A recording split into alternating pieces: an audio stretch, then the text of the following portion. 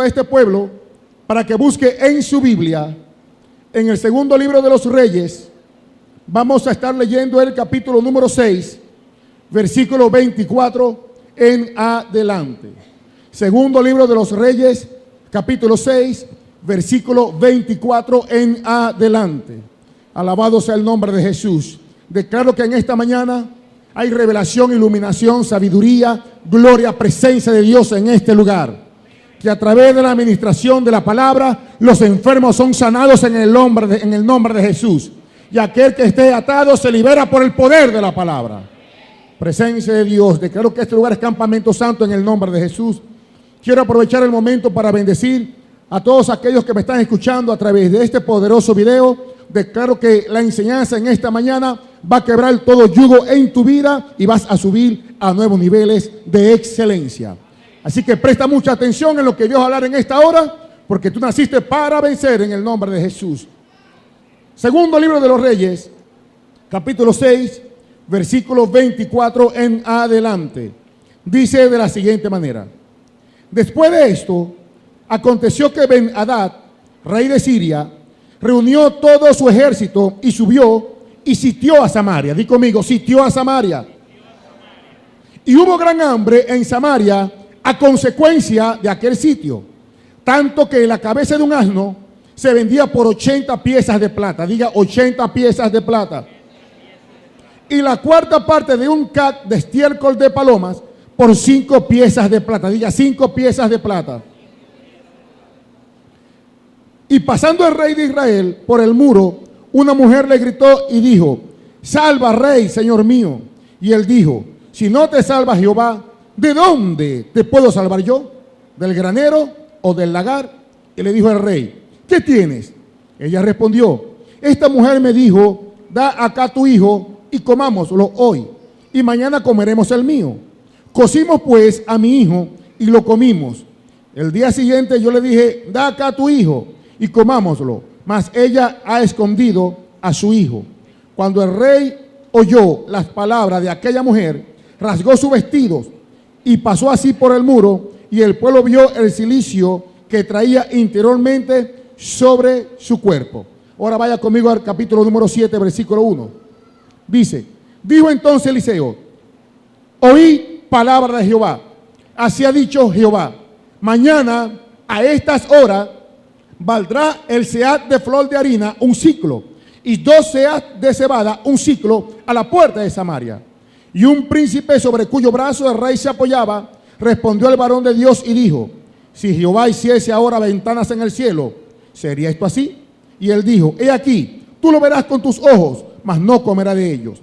Había a la entrada de la puerta 4 hombres leprosos, los cuales dijeron el uno al otro: ¿para qué nos estamos aquí hasta que muramos? Si trataremos de entrar en la ciudad, por el hambre que hay en la ciudad, moriremos en ella. Y si nos quedamos aquí, también moriremos. Vamos pues ahora y pasemos al campamento de los sirios. Si ellos nos dieran la vida, viviremos.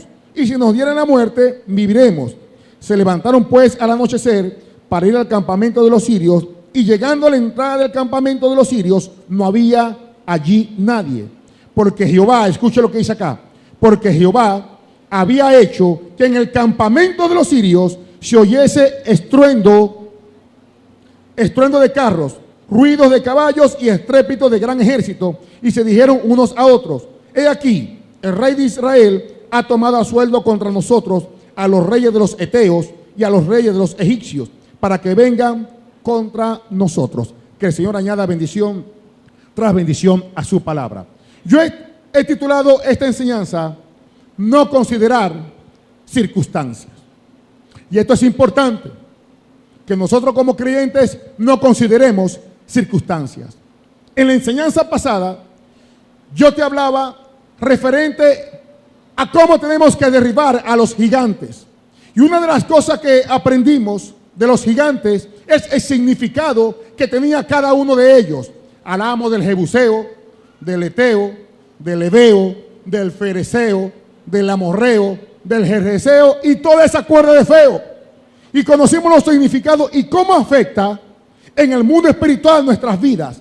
y que Dios nos enseñaba a través de las escrituras que estuvimos leyendo, que fue Deuteronomio capítulo 7, de que no teníamos que hacer alianza con ninguna de ellas.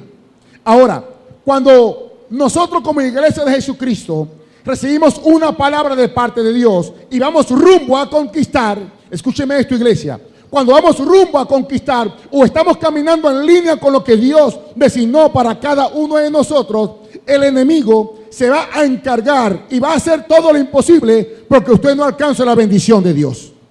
De allí que hoy en día vemos muchos cristianos que están frustrados porque no han logrado conciliar, no han logrado entender lo que Dios tiene para con ellos, porque están considerando las circunstancias que el diablo en un momento dado les levantó. Pero la enseñanza de Jesucristo viene para que nosotros estemos alineados y logremos discernir cómo trabaja el enemigo. Dice la palabra que el pueblo perece porque le falta ¿qué?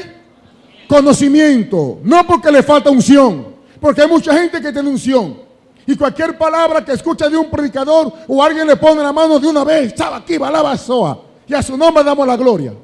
Pero el asunto acá es tener conocimiento de la palabra del Señor. Por falta del conocimiento el pueblo perece. Recuerde que Jesús logró vencer por la palabra. Cuando Satanás tentó a Jesús, Jesús usó fue la palabra. La palabra es lo que te va a mantener en pie. La palabra es lo que te va a dar vida y vida en abundancia. Si hay algo que el enemigo le teme, es a la palabra del Señor. Y cuando un creyente está instruido, está nutrido de la revelación de la palabra del Señor, es el enemigo número uno para el diablo. Y la iglesia de Jesucristo de este tiempo tiene que entender lo que Dios está haciendo para poder conquistar y no considerar circunstancias que el diablo puede estar levantando. Alabado sea el nombre de Jesús. La Biblia es la palabra de Dios. Y el texto que nosotros acabamos de leer en el segundo libro de los Reyes, allí narra la Biblia la historia que el rey Ben-Hadad, que era el rey de Siria, dice que sitió a Samaria con un propósito. Y cuando nosotros hablamos de sitio, estamos hablando que ellos bloqueaban la entrada de la ciudad. Cuando los ejércitos o los países iban a la guerra, una de las estrategias que ellos montaban o tenían era que enviaban un ejército, un campamento meses antes, 3, 4, 5 meses, un año, dependiendo, hacia el otro país, hacia la otra ciudad, y rodeaban la tierra, rodeaban la ciudad. Recuerden que las ciudades de aquel entonces eran ciudades amuralladas y tenían una puerta a la entrada. Entonces ellos sitiaban la ciudad, la rodeaban, con el firme propósito de hacer de que el pueblo que estaba dentro se muriese de hambre. Si ellos abrían la puerta, el enemigo penetraba. Y eso es lo que el enemigo quiere hacer, que tú abras puertas para matarte. ¿Para qué el diablo quiere que tú abras puertas? Para hurtarte, para desviarte de los propósitos de Dios. Entonces la estrategia del rey sirio Ben-Hadad era que sitiaba la ciudad y enviaba ejército y un campamento, enviaba comida por meses para el ejército, de manera tal que el pueblo que estaba adentro estaba siendo oprimido y a la postre tendría que abrir las puertas. Ahora, este sitio generaba que ellos no podían comercializar con otros países por causa del sitio que el enemigo les tenía. Otra de las cosas era que ellos quedaban aislados. Había escasez en el pueblo. Ellos no podían entrar ni podían salir. Las puertas de las ciudades, esto era dependiendo pues de las características del rey. Ellos cerraban las puertas a las 6 de la tarde, 8 de la noche, etcétera, etcétera. Pero en ese momento no podían abrir las puertas. Y al pasar el tiempo generaba escasez en dicha ciudad. Y esto traía como consecuencia hambre, traía escasez. De manera tal que el rey sirio estaba prevaleciendo contra Israel. Dice la palabra que la cabeza de un asno la vendían por 80 piezas de plata. Ellos no podían hacer eso. El asno era un animal que era inmundo para ellos. Ellos no podían comer cabeza de asno. Pero las consecuencias del sitio, las consecuencias del pecado los conllevó aún a renegar de los principios de Dios. Y eso es lo que el diablo quiere para con la iglesia, para con usted, para conmigo. Formar un sitio para que nosotros nos desviemos de los principios establecidos por Dios. Y creamos de que estamos haciendo bien. El estiércol de paloma se lo comían. Estaban mal. Ellos estaban mal. Y no solamente el estiércol de paloma, sino que mataban a sus propios hijos y los cocían para comérselo. ¿Cuántas mujeres acá son capaces de matar a su hijo para comérselo? Mire, el pecado te cega tanto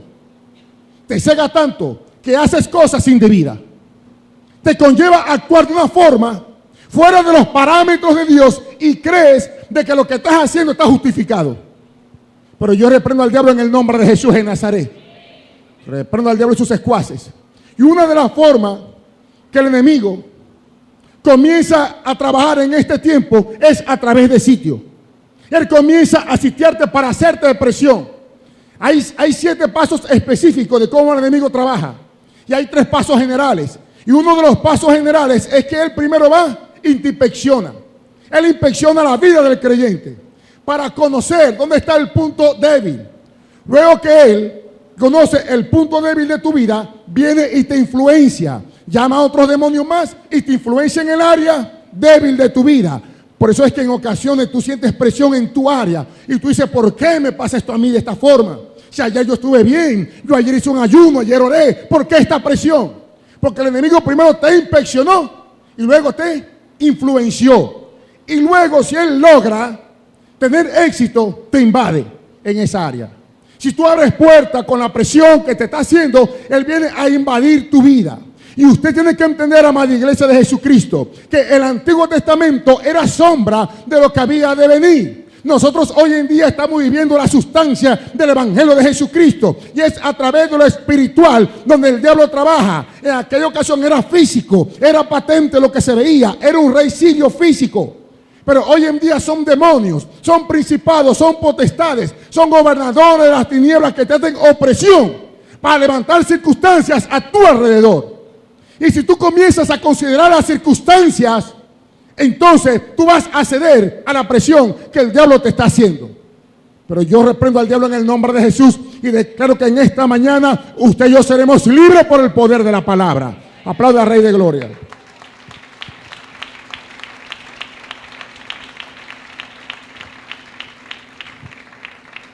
La idea del diablo es asfixiarte. Dice la primera carta de Pedro 5:8.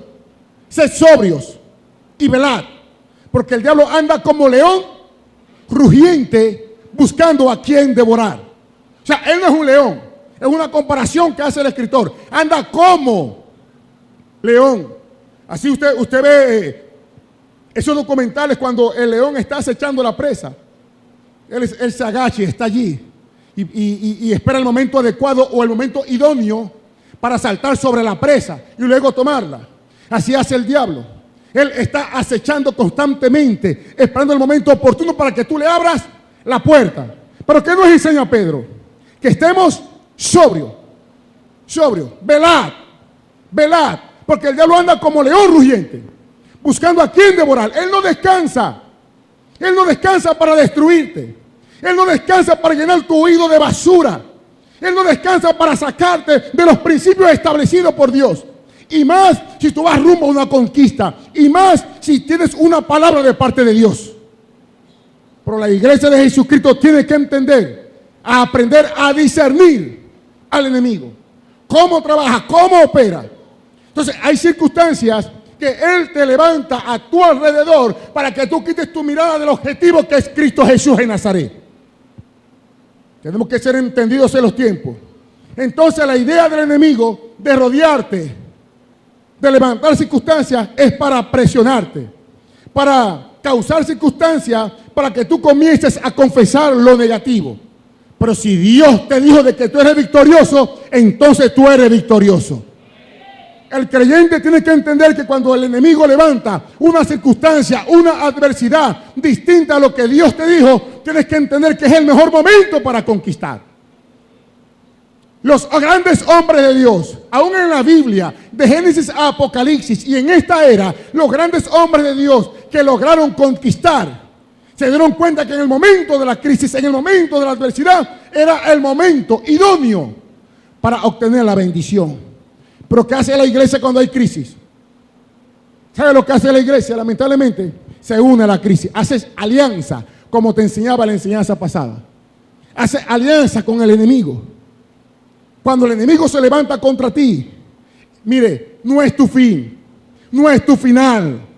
Cuando el enemigo se levanta contra ti, es una señal que te está dando que es el momento de conquistar, que es el momento de avanzar. La crisis, escucha esto, la crisis viene envuelta de una señal. Y si la iglesia no entiende este principio, toda crisis viene envuelta de una señal.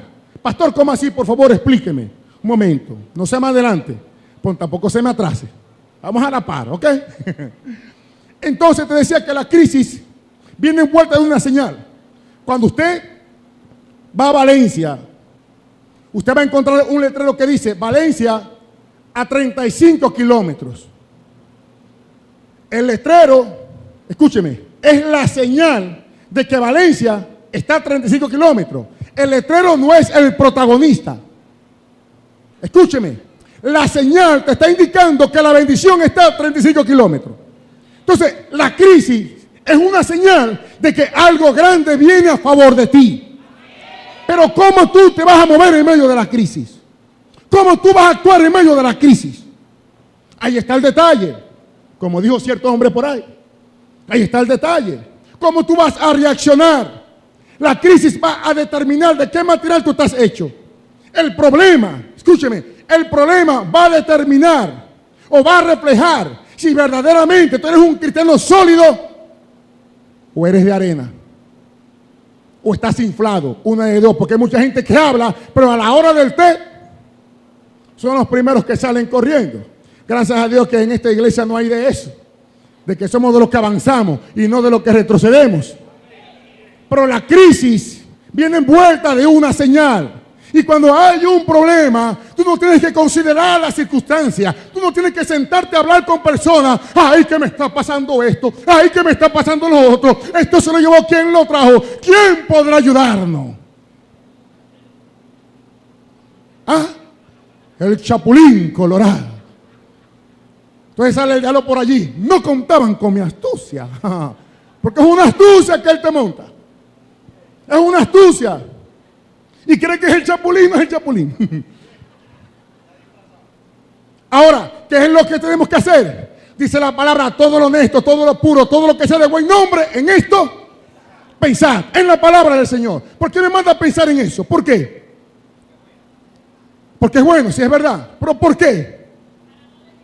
Para no desviarnos. ¿Qué más? Para hablar palabra de Dios. ¿Qué es lo que yo voy a hablar? Lo que está dentro de mí. Las palabras, antes de ser palabras, primero son pensamientos. Y si tengo tribulación dentro de mí, mi mente va a estar turbada. Hello. Por eso que dice la palabra que Jehová guardará en completa paz aquel cuyo pensamiento en él persevera. Mire, son tips que son importantes que el creyente entienda. De la abundancia del corazón, habla la boca. Cierto argentino dijo, no, mejor no lo digo. Entonces es importante que nosotros entendamos que la circunstancia que el diablo te va a levantar no es para matarte, sino es para ir rumbo a la conquista. Cuando David estaba frente a Goliat, ¿cómo estaba el pueblo? Asustado, acobardado. ¿Cómo estaba el rey? Asustado. Pero llegó David, que tenía los principios de Dios, que tenía el Espíritu Santo. Llegó David, que estaba ungido, que conoció y vio algo más allá del problema. David no consideró las circunstancias. ¿Qué hizo David? Mire, ¿sabe lo que te dice el problema a ti? ¿Sabe usted lo que Goliat le dijo a David? David, si tú me atacas, vas a ser el próximo rey de Israel. David, si tú me atacas, vas a ir rumbo al éxito. Cuando viene el problema y te ataca, te está hablando simbólicamente. Y lo que te está diciendo es, atácame, atácame, atácame. Pero ¿qué es lo que hace el creyente? Uniéndolo con la enseñanza pasada que hablamos de los gigantes, le tiene miedo al aleteo. Entra en temor, entra en pánico. Porque ve la altura, ve al gigante. Pero nosotros no somos de los que retrocedemos. Vamos hacia adelante a conquistar. Si usted quiere obtener cosas grandes, mi hermano, van a venir gigantes grandes, pero no te van a matar. Tienes que pararte firme en la roca que es Cristo Jesús.